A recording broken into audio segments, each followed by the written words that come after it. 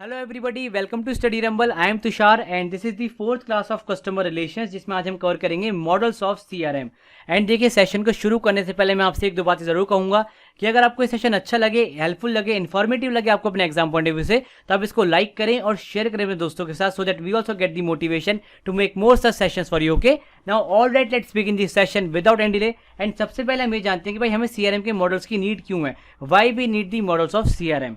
तो देखिए, सीआरएम यानी कस्टमर रिलेशनशिप मैनेजमेंट। तो देखिए, रियल लाइफ में एक प्रैक्टिकल वर्ल्ड में आपका ये सीआरएम प्रॉपर्ली वर्क कर सके और प्रॉपर्ली इसका इंप्लीमेंटेशन हो सके, यानी प्रॉपर्ली इंप्लीमेंट हो सके, इसके लिए हमें सीआरएम की मॉडल्स की नीड पड़ती है। ठीक है, अब देखिए, वैसे आपके टोटल 5 सीआरएम के मॉडल्स हैं जो कि आपके एग्जाम पॉइंट से काफी ज्यादा इंपॉर्टेंट है, आपको जो पढ़ने हैं। पहला है आपका आईडीआईसी मॉडल, सेकंड है आपका क्यूसीआई मॉडल, थर्ड है आपका CRM value chain model, then आपका फोर्थ है Payne and Frow's 5 process model, then आपका लास्ट है गार्टनर कॉम्पिटेंसी मॉडल। ठीक है, अब देखिए, वैसे पांचों के पांचों काफी ज्यादा इंपॉर्टेंट, बट आप देखेंगे काफी सारी बुक्स वगैरह में आपको 4 ही मॉडल देखने को मिलते हैं। उसकी वजह क्या है कि आपका ये जो सेकंड वाला मॉडल है ना, क्यूसीआई, इसको काफी सारी जगहों पे कस्टमर मैनेजमेंट मॉडल के नाम से जाना जाता है। ठीक है, बट इन दी एंड ये पार्ट आपका सीआरएम के मॉडल का ही होता है। ठीक है, तो हम पांचों के पांचों को यहाँ पे कवर करेंगे और देखिए हर एक को हम डिटेल में जानेंगे कि भाई कौन इसका डेवलपर है, इसकी कितनी स्टेजेस है। ठीक है, तो देखिए, नंबर 1 पे है आपका आईडीआईसी मॉडल। अब देखिए, यहाँ पे आईडीआईसी कोई नाम नहीं है, यहाँ पे ये जो आईडीआईसी है ना, इस मॉडल की 4 स्टेजेस को शो करते हैं। ठीक है, उन स्टेजेस को भी हम यहाँ पे डिटेल में जानेंगे भाई क्या है ये स्टेजेस। बट सबसे पहले आप ये जानिए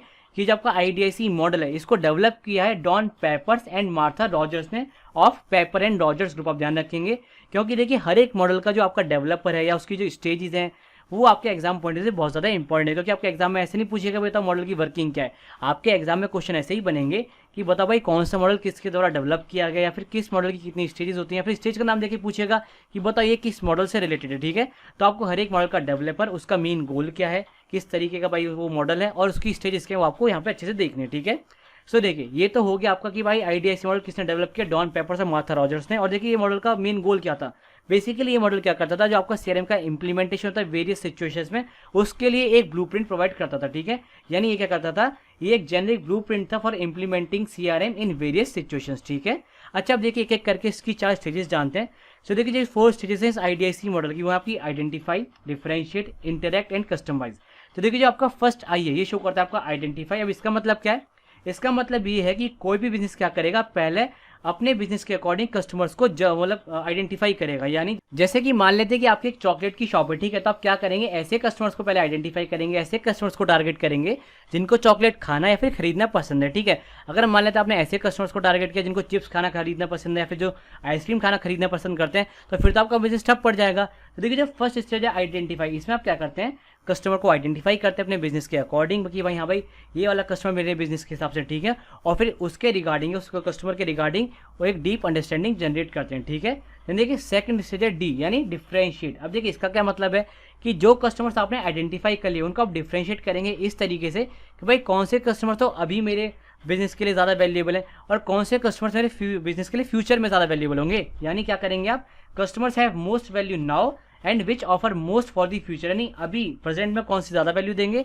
और फ्यूचर में कौन सी ज़्यादा वैल्यू देंगे, इसके बेसिस आप डिफरेंशिएट करेंगे। या फिर आप नीड्स के बेसिस पे भी डिफरेंशिएट कर सकते हैं कि भाई अभी वैल्यू ये ज़्यादा दे रहे हैं और बाकी एक नीड्स के बेसिस आप डिफरेंशिएशन कर लेंगे। ठीक है, तो आप बेसिकली क्या करते हैं, डिफरेंशिएट करते हैं कस्टमर्स को जिनको आपने आइडेंटिफाई किया। ठीक है, तो देखिए डिफरेंशिएट कर लिया, आइडेंटिफाई कर लिया। अब देखिए थर्ड है आपका आई, यानी इंटरैक्ट। अब इंटरैक्ट में क्या करेंगे, आप कस्टमर्स की नीड्स वगैरह को जानेंगे, भाई कस्टमर्स को किस तरीके की भाई बेसिकली ऑफर्स पसंद है, कस्टमर की डिमांड क्या है। मान लेते हैं भाई कस्टमर्स तो ऑलरेडी बहुत सारी चॉकलेट्स खाते हैं, आपकी चॉकलेट की शॉप है, ठीक है, मान लेते हैं कोई डेयरी मिल्क पहले से खा रहा है, तो आप बेसिकली कस्टमर को क्या नया दे सकते हैं, उससे इंटरेक्ट करके तो जानेंगे कि भाई मान लेते हैं डेयरी मिल्क को 50 रुपये की खरीद रहा, तो आप सोचेंगे भाई मैं 40 में से ऑफर कर दूं किटकैट अच्छी वाली, वो भी तो हो सकता है भाई इस तरीके से कस्टमर फिर आपकी तरफ मतलब अट्रैक्ट हो जाए। तो इंटरेक्ट में क्या करते हैं, आप बेसिकली कस्टमर का मन टटोलते हैं। ठीक है, भाई कस्टमर चाहता क्या है, कस्टमर की डिमांड क्या है, कस्टमर की नीड क्या है, या फिर कस्टमर का पास्ट एक्सपीरियंस क्या रहा है रिगार्डिंग द बिजनेस। ठीक है, तो बेसिकली इंटरेक्ट में आप क्या करते हैं, कस्टमर की नीड्स वगैरह को जानते हैं, उसकी एक्सपेक्टेशन क्या ये जानते हैं, और उसका भाई पास्ट में किस तरीके का, अगर मान लेते हैं जैसे चॉकलेट की आपकी शॉप है तो भाई पास में वो किस तरीके की चॉकलेट खाता था या क्या उसका ब्रांड के साथ रिश्ता रहा है, वो सब यहाँ पे जज करते हैं। ठीक है,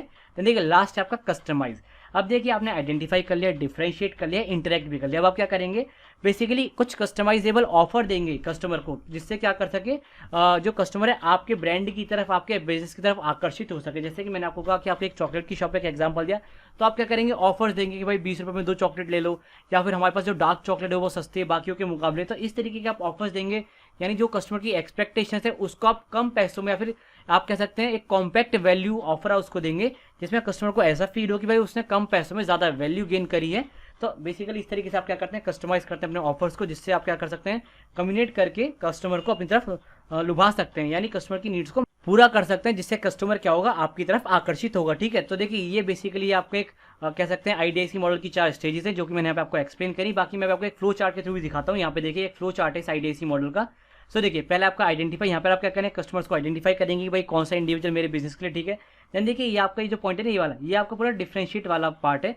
इसमें देखिए एक तो आपने वैल्यू टू दी ऑर्गेनाइजेशन के हिसाब से डिफरेंशिएट कर लिया, फिर एक आपने डिफरेंशिएट किया कस्टमर की नीड्स के हिसाब से। ठीक है भाई, कस्टमर की नीड्स क्या है फ्रॉम दी ऑर्गेनाइजेशन, ठीक है भाई, वो क्या चाहता है आपसे। तो ठीक है, इसको हम क्या कहते हैं, द वैल्यू सी भी कहते हैं। एक ऐसी छलनी जो बेसिकली वैल्यूज के हिसाब से कस्टमर को छाट देती है। ठीक है, देन देखिए आपका नेक्स्ट स्टेज है इंटरेक्ट। ठीक है, अब इंटरेक्ट में क्या करें, आप कस्टमर से इंटरेक्ट करते हैं, भाई जानते हैं भाई कस्टमर की नीड क्या है, उसकी वैल्यूज क्या है आपसे, मतलब वो क्या चाहता है आपकी कंपनी से। ठीक है, तो ये हो गया आपका इंटरेक्ट वाला पार्ट। देन आपका लास्ट है कस्टमाइज वाला पार्ट। इसमें आप क्या करेंगे, कस्टमर को अपनी सर्विसेज या अपने प्रोडक्ट्स के बारे में बताएंगे, उसको ऑफर देंगे। ठीक है, तो ये सब आपका क्या है, 4 स्टेजेस है आईडीएसी मॉडल के। अब आप देखिए, आपने अगर आईडीएसी मॉडल सही से समझा है तो आप देखिए आगे की मॉडल्स आप देखेंगे इसी की तर्ज पर ही बने हुए हैं, क्योंकि इन द एंड सबका गोल ही क्या है, कस्टमर को आइडेंटिफाई करना, उसको डिफरेंशिएट करना, कस्टमर की नीड्स को जानना और इन द एंड कुछ कस्टमाइज ऑफर देके कस्टमर को अपनी तरफ लुभाना। ठीक है, आप देखेंगे आईडीएसी मॉडल की तर्ज पे ही बाकी सारे मॉडल्स हैं, सिवाय क्यूसीआई मॉडल को छोड़ के। अब उसकी वजह क्या मैं आपको बताऊंगा। तो चलिए फिलहाल आगे चलते हैं, नेक्स्ट मॉडल देखते हैं। सो देखिए नेक्स्ट मॉडल है आपका क्यूसीआई मॉडल। अब देखिए क्यूसीआई माने क्वालिटी कंपेटिटिव इंडेक्स मॉडल, और देखिए इसे कई बार हम क्या कहते हैं, कस्टमर मैनेजमेंट मॉडल भी कहते हैं। और इसी वजह से मैंने आपको शुरुआत में बताया था कि हम इसे कई बार सीआरएम के मॉडल्स में काउंट नहीं करते, क्योंकि इसको हम बेसिकली कंसिडर करते हैं कस्टमर मैनेजमेंट मॉडल के रूप में। ठीक है, बट है ये आपका एक सीआरएम का ही पार्ट। तो देखिए ये जो मॉडल आपका 3 मेन एक्टिविटी से फोकस करता है। पहला आपका एक्विजिशन, यानी कस्टमर को एक्वायर करें, फिर रिटेंशन यानी कस्टमर को बनाए रखना, देन है पेनिट्रेशन, यानी कस्टमर का मन क्या कह रहा है उसके अंदर झांकना और फिर उसके हिसाब से उसको एक ऑफर देना। तो बेसिकली ये जो आपका क्यूसीआई मॉडल है पूरा का पूरा कस्टमर के मैनेजमेंट के ऊपर बेस्ड है, कि भाई किस तरीके से हम कस्टमर को अपने पास लेकर आएँ, उसको अपने पास बनाकर रखें और उसके मन में झांक सकें कि भाई उसे क्या चाहिए। ठीक है, और देखिए ये जो मॉडल आपका मेन फोकस इस बात पे भी करता है कि वो जो क्वालिटी होती है प्रोडक्ट की या फिर सर्विस की, उसको एक किस तरीके से सुधार सकता है। ठीक है, इसीलिए हमने इसे कहा है कस्टमर मैनेजमेंट मॉडल। ठीक है, अब देखिए जो आपका क्यूसीआई मॉडल है आपका स्टार्ट होता है एक एक्सटर्नल एनवायरनमेंट से। ठीक है, एक एक्सटर्नल एनवायरनमेंट से स्टार्ट होता है, और बाकी फिर कुछ पेन पॉइंट्स होते हैं, लाइक बिजनेस का गोल क्या है, फिर अदर फैक्टर्स में, लाइक कि भाई कस्टमर किसी सामान को खरीदना चाहता है कि नहीं खरीदना चाहता, उसके बेसिस से फिर जो आपकी सेल्स वगैरह होती है और जो कस्टमर एक्सपीरियंस होता है वो इम्पैक्ट होता है। चलिए मैं फटाफट से आपको एक क्यूसीआई मॉडल का एक फ्लो चार्ट दिखाता हूँ, जिससे आपको समझ में आएगा भाई मॉडल किस तरीके से काम करता है। और बाकी देखिए क्यूसीआई मॉडल से आपके बहुत ज़्यादा क्वेश्चन कभी पहले बने नहीं है। जनरली क्वेश्चन जो आपसे पूछा गया वो ये पूछा गया है कि भाई किन एक्टिविटी से फोकस करता है। तो एक्टिविटीज क्या है, एक्विजिशन, रिटेंशन और पेनिट्रेशन, इसकी मेन एक्टिविटीज इस पर फोकस करता है। बाकी देखिए मैंने बहुत सारे एग्जाम को एनालाइज भी किया, जो आपके एमबीए वगैरह के एंट्रेंस एग्जाम होते हैं वहाँ पे भी देखिए इससे कोई बहुत ज़्यादा क्वेश्चन आए नहीं। ठीक है, तो देखिए यहाँ पे देखिए कि फ्लो चार्ट है। सो देखिए आपका जो क्यूसीआई मॉडल इसकी वर्किंग स्टार्ट होती है एक्सटर्नल एनवायरनमेंट से, लाइक कस्टमर किस टाइप का पहले ढूंढेंगे, उसकी नीड क्या है वो आप यहाँ पर देखेंगे। उसके बाद आप ये भी जज करेंगे भाई कस्टमर का प्रीवियस एक्सपीरियंस कैसा रहा किसी प्रोडक्ट के रिगार्डिंग। ठीक है, और उसके बाद आप क्या करेंगे, उसका रिटेंशन करने की कोशिश करेंगे, उसको एक्वायर करने की कोशिश करेंगे और पेनिट्रेशन करने की कोशिश करेंगे। ठीक है, बस ये पहले एक्विजिशन करते हैं, फिर देन आप उसका रिटेंशन करते हैं, देन आपका उसका पेनिट्रेशन करते हैं, और थर्ड है आपका रिटेंशन। ठीक है, आपकी 3 एक्टिविटीज़ हैं। पहला एक्विजिशन, पहले आप कस्टमर को एक्वायर करेंगे, फिर उसके मन को जानेंगे भाई वो क्या चाहता है, देन आप उसको बनाए रखने की कोशिश करेंगे। ठीक है, अब देखिए इसी बीच में क्या होता है, जैसे हमने देखा एक्सटर्नल एनवायरनमेंट से आप और क्या एनालाइज करते हैं, आप एनालिसिस और प्लानिंग करते हैं अपने कह सकते हैं कस्टमर प्रपोजिशन की, लाइक कस्टमर को आप किस तरीके से बेस्ट वैल्यू दे सकते हैं, ये यहाँ से आपका इंटरलिंक्ड है। ठीक है, इसके अलावा देखिए इसी कस्टमर एक्सपीरियंस से आप ये भी मेजर करते हैं कि प्रीवियस जो उसका एक्सपीरियंस रहा है किसी ऑर्गेनाइजेशन के साथ वो कैसा रहा है, और आप उसे किस तरीके से एक बेटर एक्सपीरियंस दे सकते हैं। ठीक है, इसके अलावा देखिए इसी सबके बीच में आपका एक एफिशिएंसी वाला पार्ट भी आता है, वो बेसिकली ये जज करेगा कि भाई ये तीनों चीज़ें हो रही है एक एफिशिएंट वे में हो रही है कि नहीं हो रही। मान लेते हैं आपने एक्वायर तो कर लिया बट हमने पेनिट्रेशन नहीं कर पाया कस्टमर का, फिर हमने पेनिट्रेशन कर लिया तो बना के नहीं रख पाया उस कस्टमर को। तो ये आपको जो एफिशिएंसी फैक्टर है इन तीनों को आपस में बनाए रखने की कोशिश करता है, जज करने की कोशिश करता है। ठीक है, इसके अलावा देखिए बहुत सारी आपकी कस्टमर मैनेजमेंट एक्टिविटीज़ होती हैं, जो कि यहाँ पे आप देख पाएंगे एक मैग्नीफाइड सर्कल में आप यहाँ पे देख पाएंगे, ये आपकी क्या कस्टमर मैनेजमेंट एक्टिविटीज़ होती है। ठीक है, जैसे आप यहाँ से देखिए रिटेंशन एक्टिविटी है, वैल्यू डेवलपमेंट है भाई, क्योंकि आपको एक तो देखिए कस्टमर को वैल्यू देनी है भाई बेस्ट, और आपको अपनी कंपनी के लिए वैल्यू बनानी है, आपका मैनेजिंग डिससेटिस्फैक्शन में कस्टमर डिससेटिस्फाइड है उसको आपको मैनेज करना है, फिर आपको विन बैक यानी कस्टमर को फिर से दिल जीतना है, देन आपको टारगेट करना है फिर से कस्टमर को कन्वर्जन करना है। भाई कस्टमर आपने एक्वायर किया मतलब लेकिन आप उसको सेल नहीं कर पाए तो आपको उसको क्या करना है, कन्वर्ट करना है सेल के अंदर। देन इसके अलावा देखिए और भी बहुत सारी एक्टिविटीज होती हैं आपकी इस कस्टमर मैनेजमेंट एक्टिविटी की। बाकी देखिए आपको इतना ध्यान रखना है कि ये शुरू होता है हमेशा एक्सटर्नल एनवायरमेंट से, आपको ध्यान रखना है, और इसका मेन फोकस होता है एक्विजिशन, पेनिट्रेशन और रिटेंशन ऑफ द कस्टमर। ठीक है, आप ध्यान रखेंगे APR से आप इसको ध्यान रख पाएंगे। ठीक है, आपके पहले भी एग्जाम में इतना ही पूछा गया है और आगे भी इतना ही पूछा जाएगा। ठीक है, चलिए आगे चलते हैं, नेक्स्ट मॉडल देखते हैं। तो देखिए नेक्स्ट मॉडल है आपका CRM वैल्यू चेन मॉडल। और देखिए इसको हम और क्या कहते हैं, इसको हम कहते हैं फ्रांसिस बटल मॉडल, क्योंकि इसको फ्रांसिस बटल ने क्या किया था, डेवलप किया था। अब देखिए इस मॉडल का मेन फोकस है कि भाई कैसे भी करके किसी बिजनेस के लिए मैक्सिमम कस्टमर प्रॉफिटेबिलिटी जनरेट कर सके। ठीक है, और इसी के लिए ये बेसिकली आइडेंटिफाई करता है ऐसे प्रोसेसेस को किसी बिजनेस के, जिसमें बिजनेस क्या करता है, एक एंड प्रोडक्ट को डेवलप करता है और सर्विस को डेवलप करता है किसी कस्टमर के लिए, ताकि ये क्या कर सके, मैक्सिमम कस्टमर प्रॉफिटेबिलिटी को जनरेट कर सके। इसके अलावा मैंने आपको बताया कि भाई ये जो आपका मॉडल है CRM वैल्यू चेन मॉडल, इसका मेन गोल है मोस्ट वैल्यूएबल एक्टिविटीज को आइडेंटिफाई करना और प्रायोरिटाइज करना किसी कंपनी के लिए, ताकि वो अपने प्रोसेसेस को इंप्रूव कर सके, जिससे वो क्या कर सके, एक कॉम्पिटिटिव एडवांटेज को गेन कर सके। ठीक है, अब देखिए जो आपका मॉडल है CRM वैल्यू चेन मॉडल, ये आपका कंसिस्ट करता है 5 प्राइमरी स्टेजेस को, यानी 5 इसमें स्टेजेस है और कुछ 4 सपोर्टिंग कंडीशंस हैं, जिसके बेसिस पे क्या करता है, ये किसी बिजनेस को लीड करता है toward the and goal of enhanced customer profitability. ठीक है, चलिए अब देखते हैं क्या है भाई इसकी 5 प्राइमरी स्टेजेस और 4 सपोर्टिंग कंडीशंस। ठीक है, सो यहाँ पर देखिए, यहाँ पर आपको एक फ्लो चार्ट दिख रहा होगा। सो ये जो आप ऊपर देख रहे हैं यहाँ इसकी 5 प्राइमरी स्टेजेस, जिसमें आपकी पहला है कस्टमर पोर्टफोलियो एनालिसिस। ये कुछ आपका जो आपका IDIC मॉडल है उसमें आइडेंटिफाई जो होता है ना, उसी के जैसा है। इसमें आप क्या करते हैं, कस्टमर को बेसिकली ढूंढते हैं कि भाई कौन सा कस्टमर हमारे बिजनेस के हिसाब से ठीक है। देन देखिए सेकंड स्टेज है आपकी कस्टमर इंटीमेसी। अब देखिए इसमें क्या होता है, देखिए पहली स्टेज में आपने क्या किया, कस्टमर के बारे में अच्छे से जाना, रिसर्च करी भाई कस्टमर के बारे में कि भाई कस्टमर है कौन। ठीक है, सेकंड में आप क्या करेंगे, कस्टमर के टचअप में आएंगे, भाई कस्टमर से बातचीत करेंगे, भाई कस्टमर चाहता क्या है आप ये जानने की कोशिश करेंगे, थोड़ा सा उसको पेनिट्रेट करेंगे एक तरीके से, आप ये मान के चलिए। ठीक है, यानी कस्टमर के बारे में आप ये जानेंगे भाई कस्टमर की नीड क्या है। ठीक है, देन देखिए आपकी थर्ड स्टेज है नेटवर्क डेवलपमेंट। अब देखिए इस मॉडल की ये वाली जो स्टेज है बहुत ज़्यादा इंपॉर्टेंट है, क्योंकि ये जो आप बेसिकली क्या करते हैं, सिंक्रोनाइज करते हैं बहुत सारे जो आपके डिपार्टमेंट्स होते हैं किसी बिजनेस के अंदर, फिर जो बहुत सारी स्टेजेस होती हैं, फिर बहुत सारे जो आपके कह सकते हैं प्रोसेसेस होते हैं किसी बिजनेस के अंदर, उसको बेसिकली क्या करते हैं, सिंक्रोनाइज करते हैं, यानी क्या करती है, एक अच्छा सा नेटवर्क डेवलप करती है सभी प्रोसेसेस सभी डिपार्टमेंट के बीच में, ये स्टेज। ठीक है, यानी देखिए थर्ड है आपकी वैल्यू प्रपोजिशन डेवलपमेंट। इसमें आप क्या करते हैं, आपने देखिए अब तक क्या क्या किया, कस्टमर के बारे में जान लिया, कस्टमर की नीड के बारे में जान लिया, एक अच्छा नेटवर्क भी बना दिया।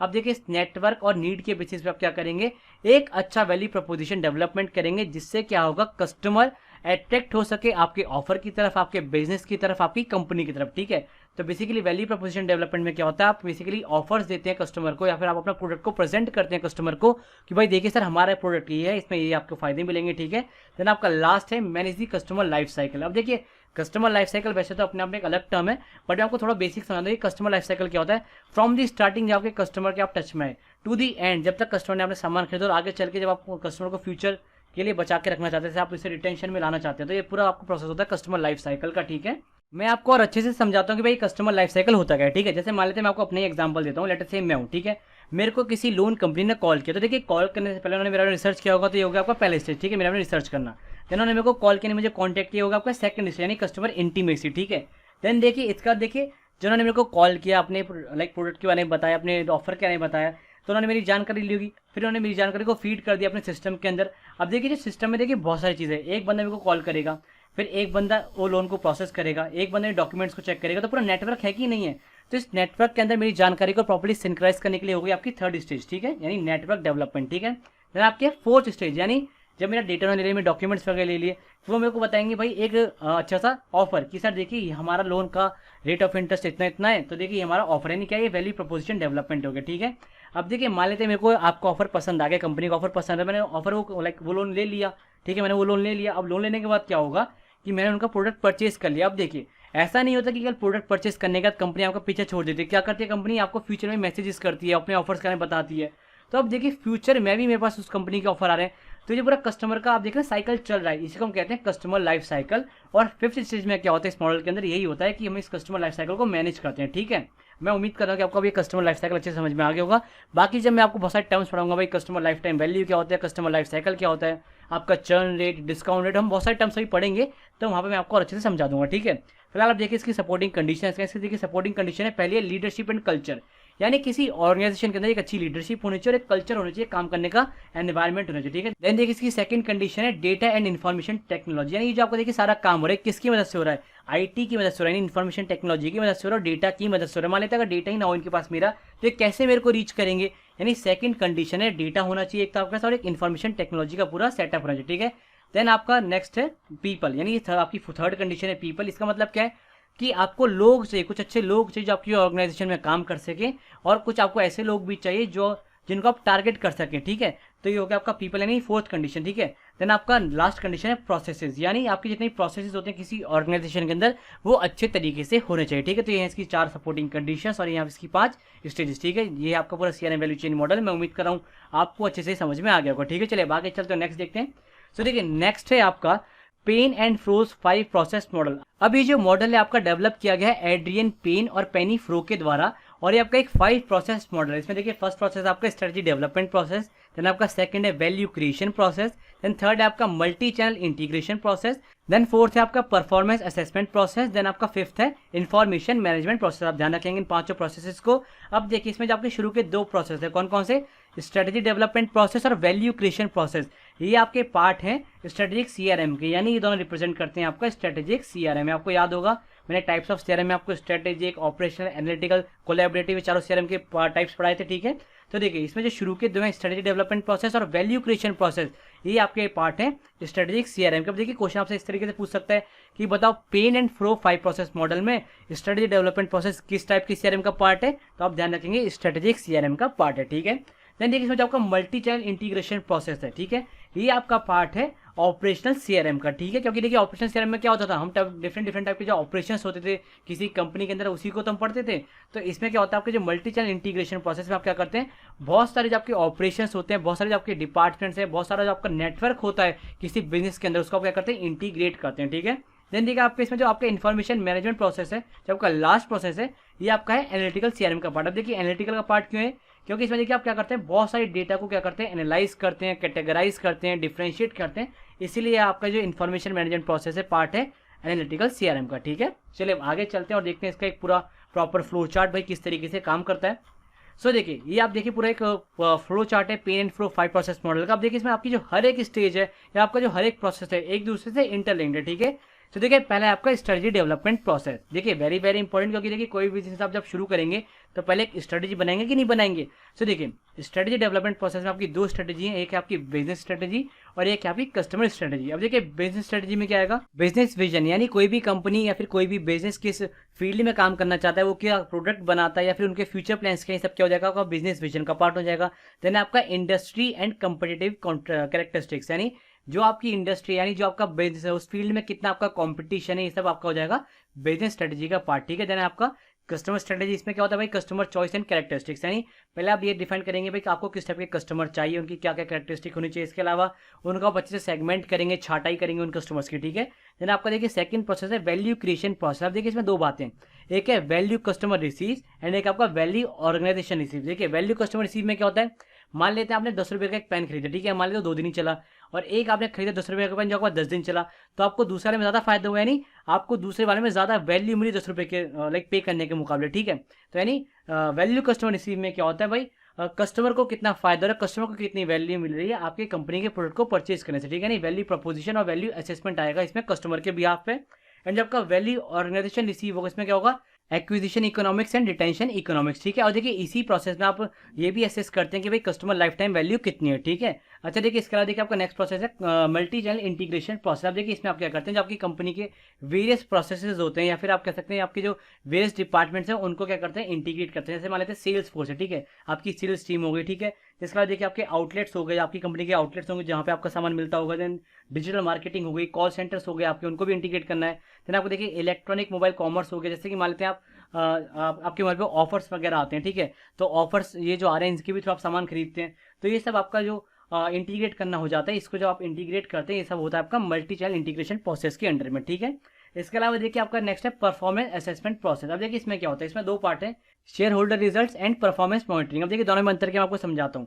देखिए शेयर होल्डर रिजल्ट में क्या होते हैं, ऐसे लोग जो कंपनी से जुड़े हुए हैं डायरेक्टली और इनडायरेक्टली, उसको हम कहेंगे शेयर होल्डर रिजल्ट। जैसे कि भाई एम्प्लॉइज खुश है कि नहीं, उनको आपने सैलरी ठीक ठाक दे रहे कि नहीं दे रहे, तो एम्प्लॉय वैल्यू की आपकी कंपनी के लिए वो, ठीक है। देन है कस्टमर वैल्यू, मैंने आपको समझाने पहले क्या होता है। देन आपका शेयर होल्डर वैल्यू, जैसे कि मान लेते हैं आपकी कंपनी के लोगों ने शेयर्स खरीद रखे हैं, अब मान लेते हैं आपके शेयर्स अच्छे से परफॉर्म ही नहीं कर रहे, तो लोगों को दुख होगा भाई उन्होंने क्यों खरीदा आपके शेयर, भाई लोग पछताएंगे। तो आपको ये भी देखना है कि आपकी कंपनी के शेयर्स अच्छे से परफॉर्म करें, यानी जो शेयर होल्डर वैल्यू है वो भी ठीक ठाक रहनी चाहिए। देन कॉस्ट रिडक्शन, इसमें आप क्या करते हैं भाई, ये देखते हैं कि भाई कहाँ पे आप कटौती कर सकते हैं, नहीं कहाँ पे आप पैसा बचा सकते हैं without compromising the quality of your product, ठीक है।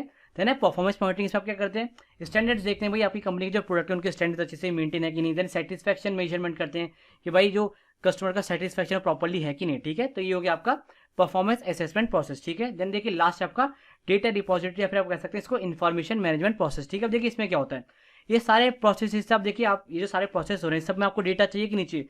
तो हर एक प्रोसेस का आप क्या करते हैं यहाँ पे एक डेटा कलेक्ट करते हैं और उसको एनालाइज करते हैं बहुत सारे टूल्स की मदद से। जैसे कि मान लेते हैं ये जो आपका पूरा डेटा है, मान लेते हैं वैल्यू क्रिएशन से और जो मल्टी चैनल इंटीग्रेशन प्रोसेस में देखिए आपको बहुत सारे टूल्स की जरूरत है कि भाई कस्टमर का एक तो आपको पहले ही देखना है कि पसंद ना पसंद क्या है, भाई वो खुश है भी कि नहीं कंपनी के प्रोडक्ट से। इसके अलावा देखिए आपकी जो कंपनी के अंदर बहुत सारे प्रोसेस है उनका बहुत सारा डेटा है, तो इस सब को आपको मैनेज करता है ये वाला प्रोसेस जिसका नाम है इन्फॉर्मेशन मैनेजमेंट प्रोसेस। में क्या होता है आपके जो शुरू के 4 प्रोसेसेस हैं इनसे एक डेटा कलेक्ट किया जाता है और यहाँ पे इसको मैनेज किया जाता है, ठीक है। आप समझ के चलिए अब आगे चलते हैं, नेक्स्ट मॉडल देखते हैं।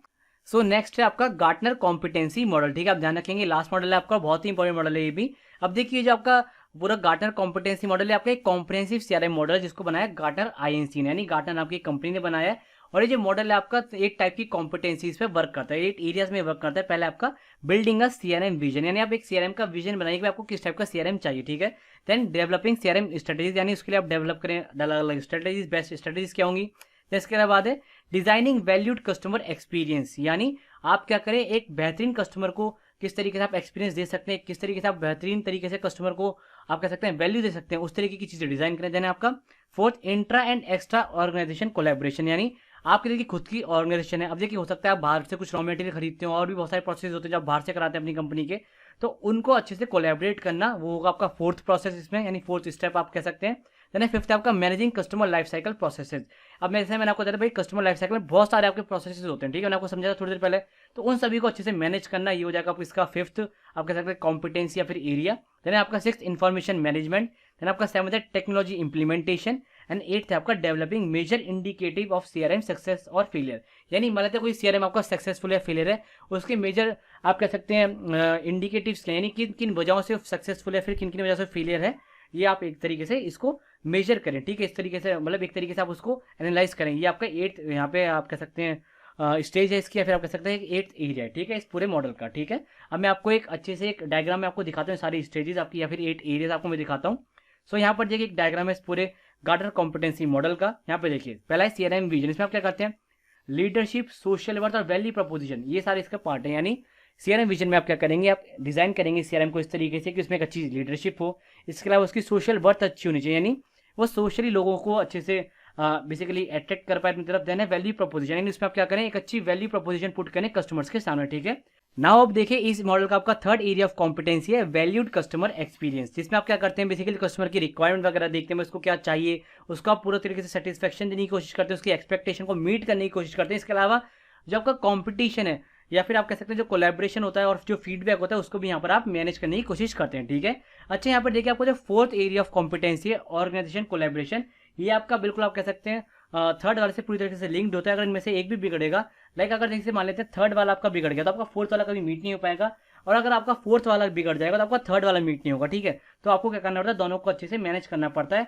अगर आपका मान लेते हैं पहला वाला अच्छे से मैनेज हो गया तो फोर्थ वाला अपने आप मैनेज हो जाएगा, और अगर मान लो फोर्थ वाला मैनेज हो गया तो आपका थर्ड वाला अच्छे से मैनेज हो जाएगा, ठीक है। तो आपस में कह सकते हैं इंटरलिंक्ड है, आगे पीछे हो जाते हैं, ठीक है। कई बार आप देखेंगे, कई बार आप अगर देखेंगे काफी सारी बुक्स में तो आपको ऑर्गेनाइजेशन कोलैबोरेशन पहले देखने को मिलेगा और वैल्यूड कस्टमर एक्सपीरियंस बाद में देखने को मिलेगा, ठीक है। तो देखिए ऑर्गेनाइजेशन कोलैबोरेशन में क्या करते हैं आप, जब आपका कल्चर होता है और जो स्ट्रक्चर होता है आपकी कंपनी का उसको आप क्या करते हैं एक तरीके से कोलैबोरेट करते हैं, अच्छे से ये कह सकते हैं इंटरलिंक करते हैं। इसके अलावा देखिए आपकी जो कस्टमर की अंडरस्टैंडिंग है उसको आप अच्छे से समझने की कोशिश करते हैं और उसको लिंक करते हैं अपने कंपनी के स्ट्रक्चर के साथ। देन इसके अलावा देखिए जो स्किल्स हैं, कॉम्पिटेंसीज होती हैं, इंसेंटिव्स होते हैं, कंपेंसेशन होते हैं, और जो एम्प्लॉय का कम्युनिकेशन होता है और जो पार्टनर एंड सप्लायर्स होते हैं, इन सभी को आपस में क्या करते हैं कोलैबोरेट करने की कोशिश करते हैं, ठीक है। इस फोर्थ आप कह सकते हैं एरिया ऑफ कॉम्पिटेंसी के अंदर, ठीक है। देखिए अब फिफ्थ है सीआरएम प्रोसेसेस। अब देखिए जो आपका वाला एरिया ऑफ कॉम्पिटेंसी, इसमें आप क्या करते हैं कस्टमर लाइफ साइकिल को और जो नॉलेज मैनेजमेंट है कस्टमर के बारे में या फिर आपकी खुद की जो कंपनी की नॉलेज वगैरह उसको अच्छे से मैनेज करते हैं, ठीक है। देन आपका 6 CRM इन्फॉर्मेशन पे आप क्या करते हैं, डेटा एनालिसिस करते हैं, यानी आप कह सकते हैं डेटा माइनिंग वगैरह आप करते हैं इस वाले कॉम्पिटेंसी के एरिया के अंदर। इसके अलावा देखिए आप एक वन व्यू अक्रॉस चैनल्स लेके चलते हैं, यानी जो आपके डिफरेंट कंपनीज के प्रोसेस हैं, डिफरेंट चैनल्स हैं, उसमें आप क्या करते हैं, आप एक मुख्य धारा में लाने की उनको कोशिश करते हैं, ठीक है। देन इसके अलावा देखिए आपका CRM टेक्नोलॉजी है, इसमें आप क्या करते हैं, बहुत सारी एप्लीकेशंस, आर्किटेक्चर, इंफ्रास्ट्रक्चर का आप सहारा लेते हैं ताकि आप अपना जो आपने CRM का पूरा मॉडल बनाया, जो आपका CRM का विजन स्ट्रेटजी उसको अच्छे से इंप्लीमेंट करवा पाए, ठीक है। देन आपका CRM मैट्रिक्स, इसमें आप क्या करते हैं, आप ये देखते हैं कि भाई एक तो कॉस्ट टू सर्व कितनी है, यानी जो आपने ये पूरा ऊपर तामझाम किया ये सब, इसमें आपको कितना बेसिकली पैसा लग गया। इसके अलावा देखिए सेटिस्फेक्शन आपका रहा कि नहीं रहा कस्टमर की तरफ। इसके अलावा देखिए लॉयल्टी आप चेक करते हैं, यानी कस्टमर लॉयल रहा कि नहीं रहा आपके प्रोडक्ट की तरफ, आपकी कंपनी की तरफ। एंड देन है आपका सोशल कॉस्ट, ठीक है। तो मैं उम्मीद कर रहा हूँ आपको ये जो पूरा मॉडल है गार्टनर कॉम्पिटेंसी मॉडल अच्छे समझ में आ गया होगा। आपको समझ में आ गए होंगे भाई इसके क्या आपके 8 कोर एरियाज है कॉम्पिटेंसीज के। आपको यहाँ पे देखा कि भाई टोटल इसके 8 एरिया ऑफ कॉम्पिटेंसीज है ये वाले, ये हमने अच्छे से उस मॉडल में समझे, ठीक है, उस पूरे फ्लो चार्ट में समझे। तो मैं उम्मीद करता हूँ कि आपको सारे मॉडल्स अच्छे से समझ में आ गए होंगे CRM के। बाकी अगर देखिए आपका कोई भी डाउट आता है किसी मॉडल के रिगार्डिंग, तो आप उसे लिख दीजिएगा कमेंट सेक्शन के अंदर, मैं वहाँ पे आपके डाउट को क्लियर करने की पूरी कोशिश करूंगा। अगर वहाँ पे आपका डाउट क्लियर नहीं होगा तो मैं एक अलग से सेशन में आपके सारे डाउट्स को क्लियर कर दूंगा, ठीक है। चलिए मिलते हैं अब अगले सेशन में, तब तक के लिए आप इस तरह से पढ़ते रहिए, नोट्स बनाते रहिए। Bye bye, take care and keep preparing for your exam.